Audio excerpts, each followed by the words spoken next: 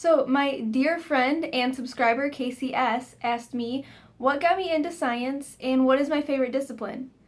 That is some really great questions, and I really had to think about this. I think deep down I've always been a little bit of a scientist. Growing up, I asked so many questions. I'm pretty sure I annoyed my mom. I wanted to know everything, literally everything. I wanted to know how things worked and why they worked that way.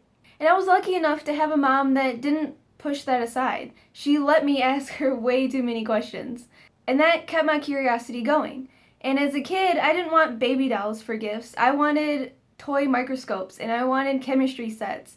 And I did have some really great science teachers along the way that got me really excited. They did some really cool science experiments and made science fun, which is what it should be. And when I got with my husband, a musician, he had music. But what did I have? I felt like I was talentless. And then I realized, I know a lot of stuff, especially about science, and I'm very curious. But what kind of talent is that? And then I realized, science. I'm a scientist. That's what I am. So I became more and more attached to science because it was something that I was good at and something that I can actually do in my life. So my inquisitive mind, my wonderful mother, my great science teachers, and my husband, the musician, all made me into the scientist that I am today. But my favorite discipline in science, that one's kind of tough too. I think my favorite is astrophysics. It's the study of tiny little particles in space and time, and it's just absolutely mind-blowing. But I think I would go mentally insane if I tried to study it. I would also love to be an astronaut. Just how cool would it be to go up in space? I'd be so excited. And that is on my bucket list. But to actually study it, I don't know if that's what I want to do. So to keep it a little bit more realistic, I think chemistry is my favorite science. Now biology, it's very just fact-based, knowing that a caterpillar turns into a butterfly. But chemistry, you get down to the nitty-gritty. You get to learn the little bitty details of the atoms that's actually moving around and reacting, and how everything is happening in the world is all through chemistry.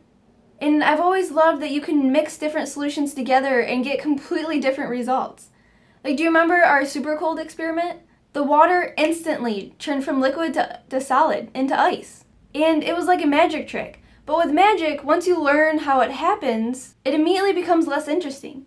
But with science, it's the opposite. Once you learn how it happens, it actually becomes more interesting, and it opens up so many more questions. Look at me, I'm getting so excited. And then when we worked with the acid and bases, and we mixed different colors together, and we got completely different colors. 2 clear liquids could make it pink. And I'm also working on that hot ice experiment, where you have just a clear liquid, and it immediately turns to solid, the hot ice. I know a lot of you guys have requested that one, and I swear I'm working on it, but it was really difficult. You guys have been requesting some pretty difficult science experiments, but I love them. They're just that much more fun and exciting, and as soon as I get them to work, you'll love them too.